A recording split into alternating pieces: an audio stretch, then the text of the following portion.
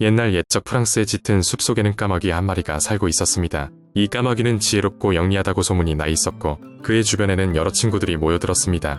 어느 맑은 아침, 까마귀는 포도밭 근처에서 달콤하고 잘 익은 치즈 한 조각을 발견했습니다. 햇살에 반짝이는 치즈를 보고 아주 귀하게 여겼고 어디선가 그 치즈 냄새를 맡고 달려온 친구들에게 자랑하고 싶어 했습니다. 치즈를 부리에 물고 날아오른 까마귀는 속 높다란 나무 위에 자리를 잡았습니다. 그가 나무에 앉아있을 때 여우 한 마리가 그를 발견했습니다. 이 여우는 항상 교활하게 자기의 목적을 달성하곤 했습니다. 여우는 까마귀가 물고 있는 치즈를 보자마자 그 치즈를 갖고 싶은 마음에 작전을 생각해냈습니다.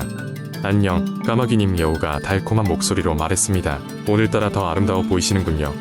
그건 모두가 알고 있는 사실이긴 하지만 오늘의 태양 아래서 당신의 깃털은 정말로 황금처럼 빛나네요. 아, 그리고 그 부드러운 목소리로 노래를 부르면 숲 전체가 매혹될 것만 같아요.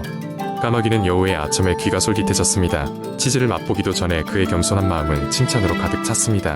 내 목소리로 다시 한번 숲을 놀라게 해볼까?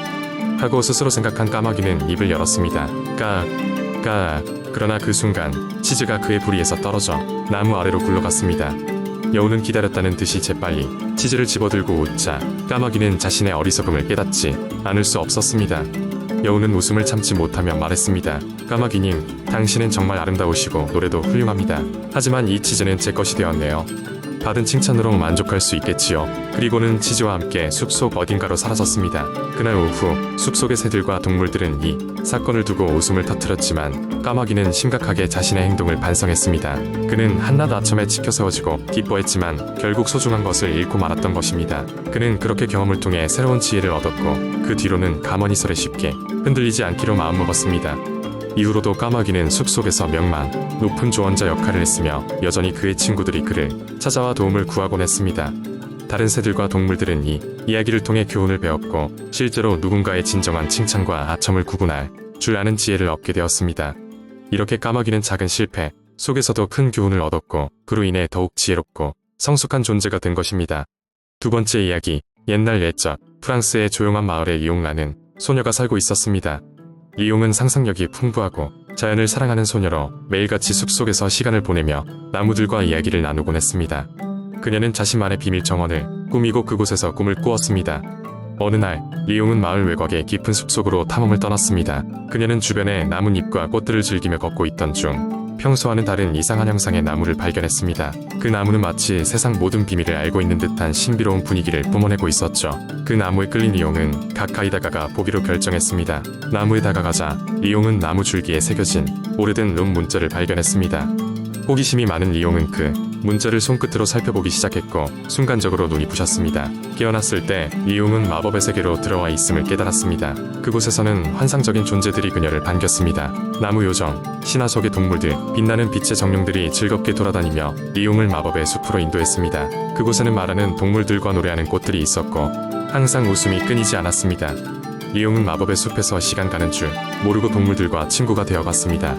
그녀는 말하는 사슴과 보내는 산책에서부터 개구쟁이 요정들과 황금빛 나비들을 쫓는 놀이, 부엉이 할아버지와의 깊은 밤 이야기까지 매일이 새롭고 즐거웠습니다. 하지만 리옹은 현실 세계에 친구도 그리워지기 시작했습니다. 그녀는 나무에게 돌아가는 방법을 물었습니다. 그러자 나무는 그녀에게 이렇게 말했습니다. 너의 진정한 친구들과 사랑은 세계 어디서든 함께할 수 있단다. 너의 마음속에 항상 머물고 있으니까. 리옹은 나무에게 감사 인사를 하고 현실 세계로 돌아왔습니다. 마법의 경험은 그녀의 마음속에 소중한 기억으로 남아있었고 그녀는 그 기억을 통해 현실 세계에서도 사랑과 우정을 깊게 나누어야겠다고 다짐하게 되었습니다. 그녀는 친구들에게 돌아가 숲속에서 있었던 모험과 마법 같은 우정의 이야기를 전하며 진정한 친구의 가치를 깨달았습니다. 이렇게 리옹은 신비로운 나무와의 만남을 통해 자신이 가진 사랑과 우정의 힘을 깨닫고 두 세계로부터 받은 교훈을 마음속에 새기며 행복하게 살았답니다. 그리고 그녀의 이야기는 사람들에게 전해져 누구나 자기 속에 있는 마법의 우정을 찾기를 바랍니다. 우정의 중요성과 마음속 깊은 사랑에 힘을 일깨워준 리옹의 마법의 숲 이야기는 세대를 넘어 많은 이들에게 전해지며 우리의 작은 마음속에서도 마법이 깃들어 있음을 깨닫게 해주었습니다. 세 번째 이야기, 한때 프랑스의 한 작은 마을에 클라우디아라는 소녀가 살고 있었다. 그녀는 밝고 호기심이 많은 아이로 항상 덧없는 꿈을 꾸며 세상의 아름다움을 찾고자 했다. 어느 날 그녀는 할머니로부터 구름성이라는 오래된 마을 전설을 듣게 되었다. 전설에 따르면 구름 속에는 하늘에 떠 있는 신비한 성이 하나 있다고 했다. 그 성은 세상에서 가장 순수한 마음을 지닌 자만이 발견할 수 있으며 성을 발견한 이는 그를 찾아온 이들에게 복을 내린다고 전해졌다. 클라우디아는 이 이야기의 깊은 매력을 느끼고 구름 성을 찾아 나서기로 결심했다. 긴 여행을 준비한 그녀는 아침이 밝아오자 마을을 떠났다. 애뜬 얼굴에 빛나는 눈망울로 예쁘게 묶은 붉은 리본을 찬 그녀는 수많은 모험을 안고 길을 떠났다.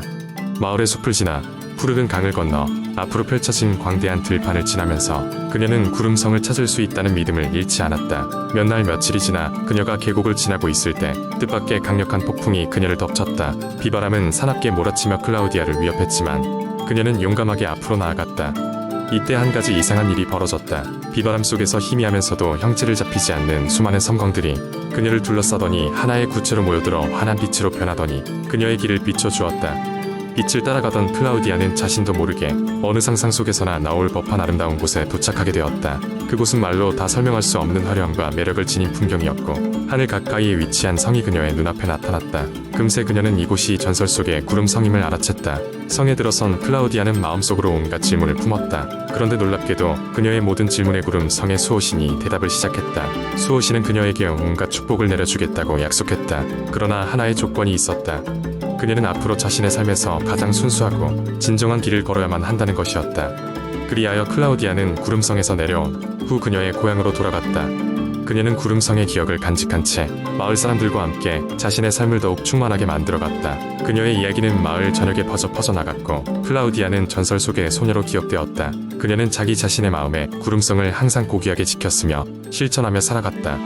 세월이 흐르고 오랜 시간이 지나 마을의 선조들은 이 이야기를 새로운 세대에 전해주었다. 클라우디아의 이야기는 그 마을의 아이들에게 언제나 희망과 용기를 불어넣었다. 그렇게 구름 속의 성은 프랑스 어느 작은 마을의 동화로 영원히 기억되었다. 네 번째 이야기. 옛날 옛적 프랑스의 깊은 숲 속에는 마법사 위탱이 살고 있었다.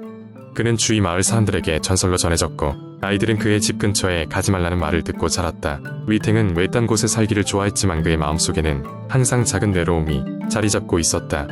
그러던 어느 날 늦은 저녁 시골 마을에 소년 피에르가 길을 잃고 말았다. 피에르는 밤하늘의 별을 보며 방향을 찾으려 노력했지만 결국 더 깊은 숲속으로 들어가고 말았다. 피에르는 우연히 위탱의 집에 다다랐고 도망치려는 순간 장작 타는 소리와 함께 문이 열렸다. 위탱은 피곤해 보이는 피에르에게 따뜻한 차 한 잔을 주며 안으로 초대했다. 처음에는 두려웠던 피에르는 마법사의 친절함에 안심했고 그들은 긴 이야기를 나누게 되었다. 위탱의 집은 놀라운 것들로 가득했다. 움직이는 그림들, 말하는 고양이, 그리고 반짝이는 빛을 내뿜는 책들까지. 이야기를 나누던 중 위텅의 책장 위에서 반짝이는 고대의 지도를 발견한 피에르는 그것이 무엇인지 물었다. 위탱은 이 지도는 잃어버린 보물을 찾아주는 마법의 지도라 설명했다. 피에르는 조심스럽게 지도를 펼쳤고 그 순간 지도는 공중으로 떠오르며 빛을 발하며 숲의 중심을 가리켰다. 위탱은 미소를 지으며 피에르에게 이 지도는 용기 있는 자만이 사용할 수 있는 지도라 말했다. 두 사람은 수수께끼를 풀기 위해 숲속을 탐험하기로 결정했고 지도는 그들을 더욱 깊은 모험으로 이끌었다. 마법사의 힘이 더해진 숲 곳곳에는 여러 도전이 기다리고 있었다. 거대한 나무가 길을 가로막았고 사악한 안개가 길을 잃게 만들었지만 위탱의 지혜와 피에르의 용기로 모든 문제를 해결했다. 마침내 그들은 거대한 바위 밑에 숨겨진 보물상자를 발견하게 되었다. 상자를 열자 그 안에는 미지의 세계로 가는 길을 여는 열쇠가 조각된 아름다운 금메달이 놓여 있었다. 피에르는 이 경험을 통해 용기와 친구의 소중함을 깨달았고 마법사는 이 여행을 통해 외로움이 아닌 마음을 나눌 수 있는 친구의 중요성을 느꼈다. 그 후로도 마을에서는 피에르의 모험담이 전해졌고 위탱은 마을 사람들과 조금씩 교류를 시작하며 외로움을 극복해 나갔다. 그리고 숲속 마법사와 소년의 이야기는 긴 세월이 흘러도 마을에 밤하늘 별처럼 빛나는 전설로 남았다. 다섯 번째 이야기. 옛날 옛적의 프랑스의 작은 마을 프로방스의 깊은 숲 속에 마법의 숲이 있었습니다. 이 숲에는 다양한 마법의 생명체들이 살고 있었으며 그중 가장 유명한 것은 오래된 부엉이 졸리였습니다. 졸리는 수백 년을 살았지만 지혜로운 이야기꾼으로 알려져 있었죠. 어느 날 마을 소년 루이가 숲을 탐험하기 위해 나섰습니다. 루이는 항상 모험을 좋아했고 종종 할머니가 들려주신 마법에 숲 이야기에 심취해 있었습니다. 그는 숲의 가장 깊은 곳에서 두 갈래 길을 만났습니다. 하나는 울창한 나무와 덤불로 가득 찬 길이었고 다른 하나는 밝고 평탄한 들판으로 이어지는 길이었습니다. 놀랍게도 그 순간 졸리가 나타나 루이에게 말을 걸었습니다. 어느 길을 택할지는 너의 결정이란다. 하지만 항상 명심해라. 가장 어려운 길일수록 더 많은 보상을 가져온다고. 졸리는 이렇게 말하고는 다시 나뭇가지로 돌아갔습니다. 호기심 많은 루이는 어려운 길을 선택하기로 했습니다. 길을 따라가며 그는 수많은 장애물에 마주쳤습니다. 가시던 불을 헤쳐나가고 거센 바람 속에서도 길을 찾아 진행했으며 어두운 곳에서는 자신을 조명할 빛을 찾아내기도 했습니다. 길의 끝자락에 다다르자 루이는 알 수 없는 황금빛 꽃밭에 이르렀습니다. 꽃밭 중앙에는 반짝이는 수정이 있었으며 그곳에서 순수한 빛이 나왔습니다. 루이는 그 빛에 손을 뻗자 순간적으로 자신이 숲의 수호자인 졸리의 시점으로 이동하게 되었습니다. 루이는 온 세상을 내려다보며 세기에 걸쳐 숲을 갖고 온 졸리의 경험을 잠깐이나마 체험했고 그 과정에서 자연의 아름다움과 자연 속 생명체의 중요성을 깨달았습니다. 이윽고 그는 다시 자신의 몸으로 돌아왔고 그의 손에는 작은 금색 깃털이 하나 남아 있었습니다. 그날 이후로 루이는 숲의 이야기를 듣고 경험한 것을 마을 사람들에게 나누며 마법의 숲을 보호해야 한다는 메시지를 전했습니다. 마을 사람들은 루이의 경험담을 통해 자연에 대한 존중심을 기르게 되었고 숲과의 조화를 이루며 살아가게 되었습니다. 이렇게 해서 루이의 모험은 단순한 개인의 이야기가 아닌 전설로 남아 프랑스의 어느 한 작은 마을에서 대대로 내려오게 되었습니다. 그리고 그 마법의 숲은 시간과 함께 아주 오랜 세월 동안 평화로운 곳으로 남았습니다.